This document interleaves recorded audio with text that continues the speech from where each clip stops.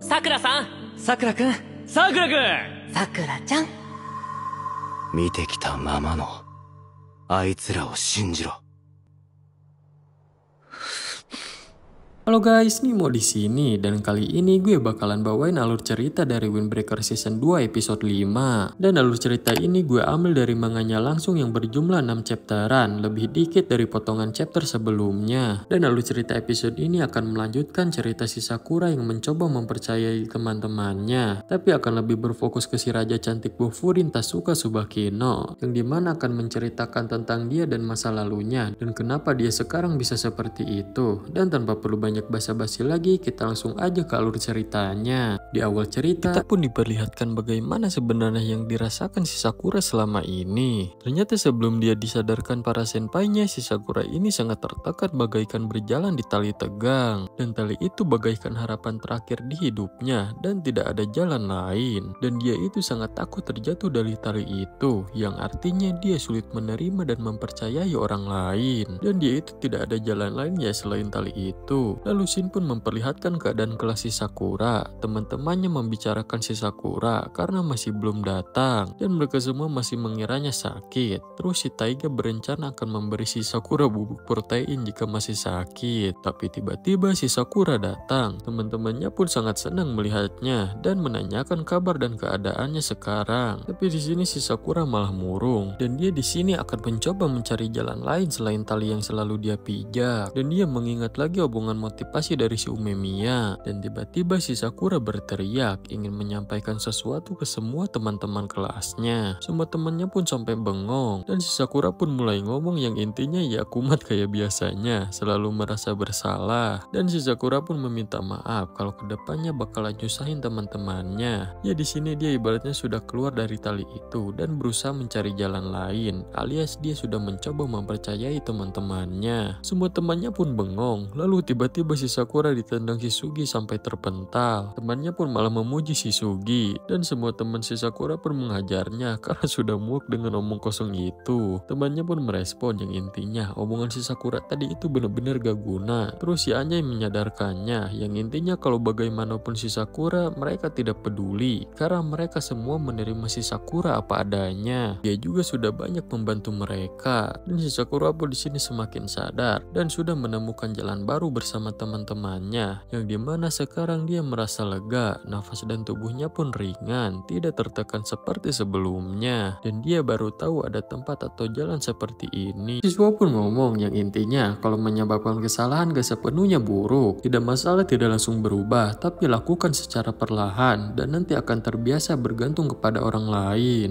Dan si Anjay pun ngomong kalau ketua kelas kita ini tidak memahami mereka dan mereka harus makan di luar bersama agar semakin dekat dan semakin saling mengenal. Semuanya pun langsung pada ribut mau makan apa nanti, tapi mereka semua menyerahkan pilihan kepada si Sakura. Si Sakura pun mengatakan ingin nasi goreng dan semua temannya pun setuju. Si Sakura pun di sini terlihat terdiam karena keputusannya benar-benar diterima dan didengar. Ya terlihat di sini keadaan si Sakura semakin membaik. Lalu si So pun sadar ada yang aneh sama si Nirei karena biasanya juga dia yang merespon pertama kalau si Sakura mulai ragu dan si Nirei cuma menjawab dia hanya kebanyakan ngelamun aja dan dia senang si Sakura bersemangat lagi. Lalu Shin pun beralih ke mereka yang sudah sampai di restoran dan ternyata mereka pergi ke restoran si Kotoha. Si Kotoha pun di sini marah karena yang datang itu banyak sekali. Tentunya dia bakalan kerepotan. Si Kotoha pun menanyakan keadaan si Sakura apakah dia sudah sehat. Si Sakura menjawab sudah dan si Sakura pun meminta maaf soal kemarin sambil malu-malu. Si Kotoha pun ngeledek apakah dia demam karena muka malu-malunya itu memerah dan mereka pun memakan nasi gorengnya. Setelah beres makan, mereka ingin mengenal satu sama lain dengan mengungkapkan apa yang mereka takuti. Dan dimulai dari si Takanushi. Dia ternyata takut dengan berbagai macam serangga. Lalu selanjutnya si Taiga. Dia yang kekar dan berotot ternyata takut terhadap hantu. Bahkan saat mandi dia selalu menyalakan lampu terang. Dia takut hantu karena hantu itu tidak bisa dipukul. Jadi kekuatan dia pun percuma di hadapan hantu. Siswa pun bersyukur kalau si Sakura sudah paham kalau semuanya juga sama memiliki ketakutannya sendiri. lari. Lalu giliran siswa mengatakan ketakutannya kalau dia itu ternyata takut makanan manju. Semua orang pun kaget gak percaya, termasuk si Sakura juga. Tapi ternyata itu bohong, siswa hanya ngetes kepercayaannya si Sakura. Terus yang lain pun ngomong kalau mereka tahu siswa itu sebenarnya takut makanan natto dari gosip yang beredar. Ya mereka pun di sini terlihat semakin dekat lah. Si Sakura pun di sini sampai tersenyum. Dan semua teman-temannya pun kaget melihat si Sakura. Si Shokoro pun langsung ikutan kaget karena semua orang memperhatikannya dan mereka pun kembali bersenang-senang. Si Kota pun ikut senang melihatnya dan mengingat kembali pertemuan pertama mereka yang dimana si Kota itu pernah mengatakan keputusan yang tepat si Sakura datang ke Furin. Terus di luar restoran ternyata ada si Umemiya dan si Hiragi. Si Umemiya yang melihat si Sakura dan yang lain bersenang-senang ingin ikut gabung juga, tapi dihentikan si Hiragi karena dia tidak akan membiarkan si Umemiya mengacau lagi karena si Umemiya benar-benar gak bisa membaca suasana. Mereka yang ribut pun dilihat si Sakura dan ternyata ada satu orang lagi yang bersama si Umemiya, yaitu salah satu raja Bofurin, Tasuka Tsubakino. Si Sakura yang melihatnya dia didadahin si Tsubakino. Lalu Shin pun beralih ke atap gedung sekolah. Semua murid di sini berkumpul dan sambil melihat tanaman si Umemiya, mereka semua dikumpulkan si Umemiya tanpa mandang kelas. Si Sakura pun heran buat apa mengumpulkan orang sebanyak ini. Si Hiragi pun muncul dan mengatakan kalau mereka tidak akan melakukan apapun, ini hanya kumpul biasa karena si Umemiya itu suka mengumpulkan orang-orang agar bisa saling berinteraksi. Walaupun di Furin terbagi 4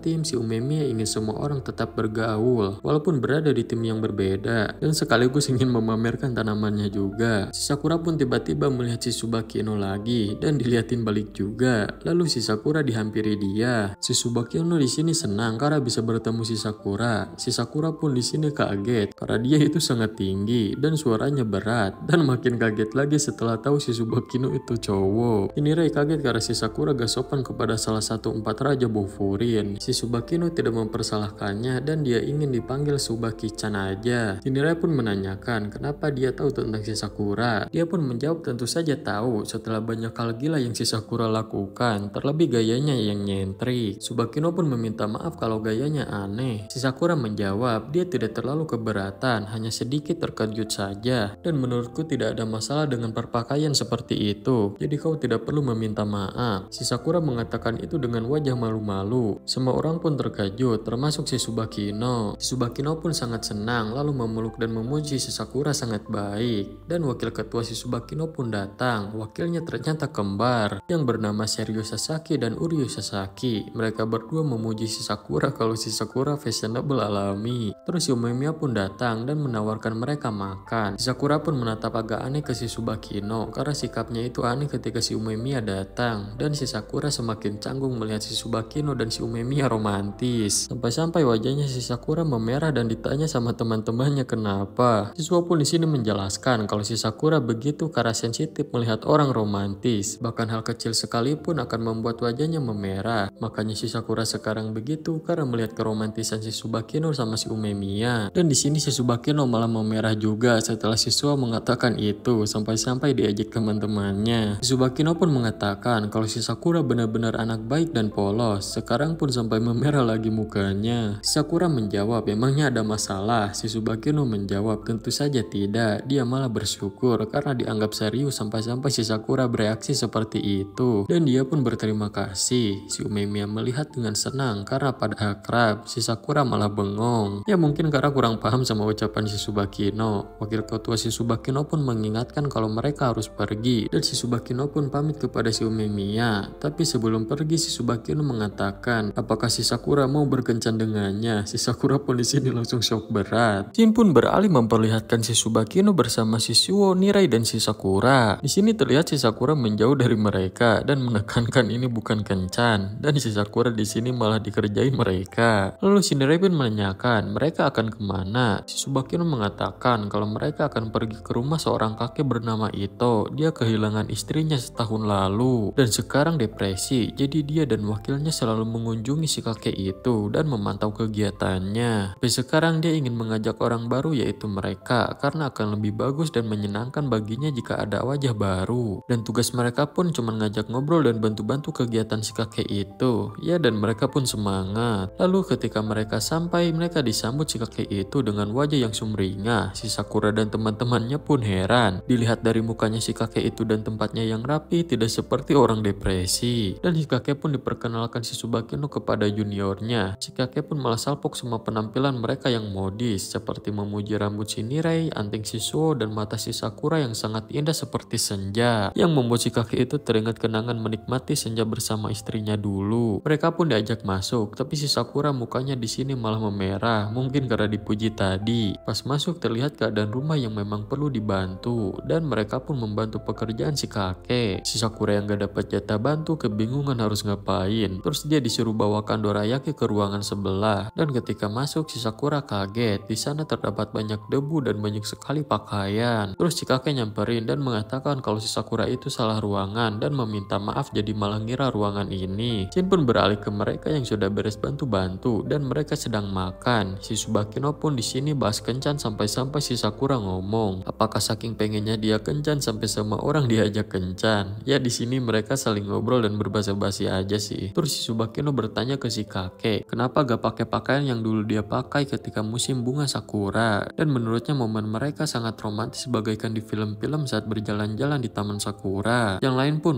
si kakek ini suka berdandan. Dan si Sakura mulai paham kenapa pakaiannya banyak banget. Si kakek ngomong kalau istrinya sangat trendy, bahkan karenanya dia jadi tertarik fashion. Dan setiap si kakek membelikan baju untuk istrinya itu selalu bisa mengkombinasikan dengan aksesoris yang cocok. Si Tsubaki pun mengatakan, dan saking sukanya dengan baju yang diberikan si kakek, istrinya selalu memakainya tiap hari. Ya terlihatlah di sini si kakek sangat bahagia mengenang istrinya. Si Tsubakino dan yang lain pun ikut senang melihatnya. Dan mereka pun pamit, dan si kakek mengatakan lain kali mampir lagi dan berterima kasih juga ke si Sakura. Berkat melihat mata si Sakura, si kakek jadi teringat kenangan indah bersama istrinya. Si Sakura pun malu-malu dipuji si kakek. Terus di perjalanan pulang si Nirei ngomong, sebelumnya dia cemas karena si Tsubaki ngomong si kakek itu depresi, tapi ya syukurlah baik-baik aja. Si Tsubaki pun menjawab sebenarnya ya memang benar depresi, tapi itu 1 tahun lalu saat awal si kakek kehilangan istrinya, dan dulu si kakek itu sering murung. Si kakek benar-benar sedih, yang biasanya ada tamu dia selalu berdandan bahkan tidak meninggalkan makanan begitu aja, sekarang malah seperti bodoh amat. Kehilangan istrinya itu benar-benar berdampak buruk, dan si Tsubaki merasa bukan itu aja yang membuatnya terpuruk, dan dia ingin melihatnya bangkit kembali. Dia bahkan akan melakukan apapun supaya si kakek bahagia kembali. Si Suo pun nanya, kenapa si Tsubaki segitunya ingin menolong si kakek. Si Tsubaki pun menjawab kalau dia berhutang budi kepada si kakek dan istrinya, karena mereka yang menyayanginya apa adanya. Lalu kita pun diperlihatkan flashback si Tsubaki ketika kelas 2 SD.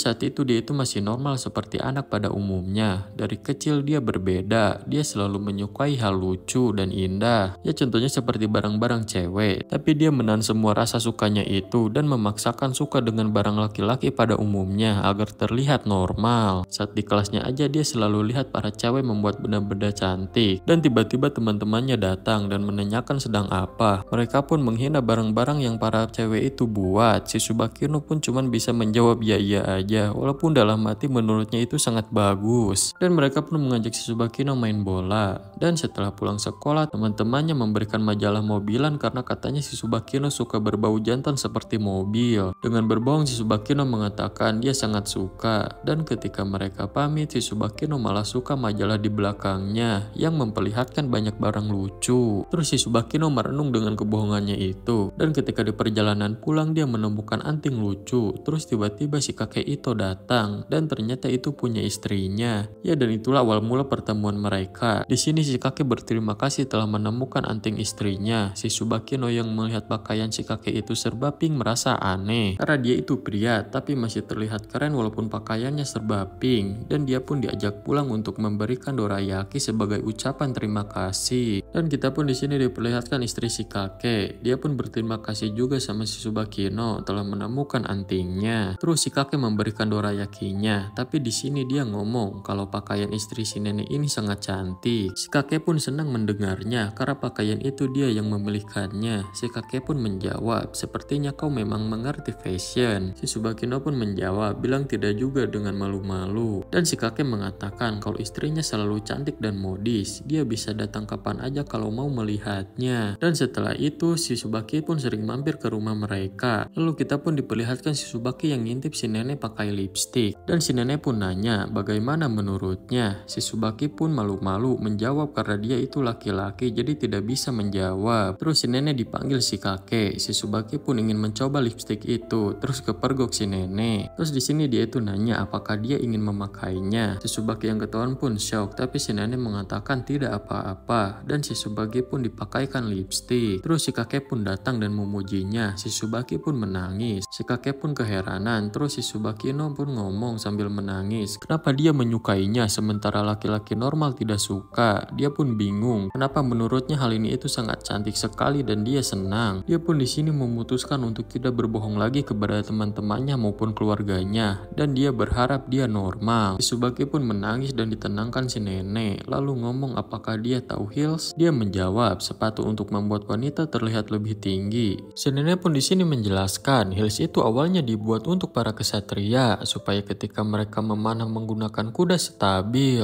Begitu juga awalnya make up yang awalnya itu dibuat untuk laki-laki menyamar, tapi sekarang make up untuk menjelaskan perbedaan laki-laki dan wanita. Tapi di saat yang sama gender hanya bagian kecil dari kita. Jadi intinya pakai aja benda yang dia suka, karena awalnya juga suatu barang yang dia suka bukan hanya untuk perempuan saja. Dan mereka mendukung si Subaki dengan apa yang dia sukai, dan si Subaki pun beres didandani dan menurut mereka sangat cocok. Ya dan itulah awal pertemuan si Subaki bersama si kakek dan si nenek. Awalnya dia takut karena berbeda dari yang lain, karena dia takut ditinggalkan sendirian. Tapi mereka menerimanya apa adanya, bahkan mereka mengatakan mencintainya. Ya jadi intinya si Subaki sekarang sampai segitunya ke si kakek karena ingin balas budi. Si Sakura yang mendengarnya pun langsung teringat ucapan si Anjay. Terus si Nirai yang dengar malah nangis karena tersentuh dengan ceritanya. Si Nirai pun bersemangat dan ingin membantu dan membuat si kakek bangkit lagi. Si Subaki pun mengatakan apakah kalian yakin? Ya dan mereka bertiga pun yakin. Si Sakura sampai nanya kapan kesana lagi. Si Subaki yang senang pun memeluk mereka semua dan besok mereka akan kembali ke rumah si kakek lagi. Dan besoknya mereka pun datang lagi. Mereka gak nyangka beneran datang kembali. Tapi ketika diketok-ketok si kakek itu gak muncul. Dan pas masuk si kakek sedang kerepotan karena barang-barangnya berantakan saat mengambil foto album dia dan istrinya. Si Subaki pun ingin lihat albumnya dan cepat-cepat membereskan barang-barang yang berantakan. Lalu Shin pun beralih ke mereka yang sedang lihat-lihat album. Terlihat si kakek sangat senang dan foto-foto ini diambil secara sembunyi-sembunyi karena istrinya itu tidak suka foto. Terus si Subaki nanya, berarti si kakek ini gak punya foto bersama? Si kakek pun menjawab, dia hanya punya satu foto bersama aja. Mereka ngiranya pasti foto spesial, tapi ternyata foto itu cuma foto bareng di belakang rumah dengan pohon kecil. Si Sakura yang lihat pun kaget karena sensor romantisnya aktif dan si Subakino pun menanyakan bagaimana pendapatnya soal foto itu. Si Sakura menjawab si nenek sangat mirip dengan si Subakino, apalagi saat bersama si Umemiya. Si Subakino pun di sini langsung salting. Terus si kakek tiba-tiba nangis. Dia bertanya-tanya apakah selama ini istrinya bahagia bersamanya karena awalnya hubungan mereka itu perjodohan dan dia semakin khawatir setelah istrinya menghilang. Tapi jika dia benar-benar bahagia bebannya hilang. Terus si Suwo nanya apa alasan dia ingin membuat foto itu. Si kakek menjelaskan itu permintaan istrinya dan entah kenapa dia ingin foto bersama dengan pohon itu. Si kakek di situ pun senang karena mengira mulai tertarik dengan hobi si kakek. Terus si Suwo nanya lagi apa yang terjadi kepada mereka sebelum menanam pohon itu. Semua pun heran sama pertanyaan si Suwo. Si kakek pun di sini mengingatnya dia sebelumnya itu ngomong ingin fashionable juga sepertinya supaya bisa kau melihatku sama seperti dirimu. Si kakek pun di sini sadar kalau dia selalu memujinya sementara dia tidak menanyakan seperti apa dia di matanya dan itu membuatnya jadi khawatir beberapa hal. Dan setelah itu istrinya tidak pernah menjawab pertanyaannya lagi dan ingin menanam tanaman dogwood itu dan dia tidak pernah mencari tahu apa alasannya. Siswa pun mengatakan kalau istrinya itu kesal dengannya. Semuanya pun kaget. Si kakek yang bingung menanyakan maksudnya apa. Lalu siswa menjelaskan dogwood itu memiliki arti kegigihan dan cinta yang cemerlang dan memiliki arti kau pikir aku acuh tak acuh padamu. Dan siswa menjelaskan ketika dia menanam dogwood mungkin itu cara istrinya berargumen dengannya. Si Subaki pun di sini menangis dan gak nyangka kalau orang sepertinya akan bertahan tanpa cinta. Si Nirai pun berpikir sama seperti si Subaki. Terus nanya bagaimana menurut si Sakura. Si Sakura menjawab yang intinya seorang yang tersenyum belum tentu bahagia seperti yang terlihat. Si kakek pun gak nyangkal dan sadar diri lalu berterima kasih. Dia meminta maaf kepada istrinya kalau kalau dia tidak memahami cara berargumennya. Dan si kakek pun malah kagum dengan perbuatan istrinya yang selalu elegan. Dia sampai mikir tidak bisa bersaing dengan orang sepertinya. Dan alur cerita dari Windbreaker Season 2 episode 5 pun berakhir. Nah guys, kalau kalian suka dengan video ini, jangan lupa like and follow supaya gak ketinggalan video menarik lainnya.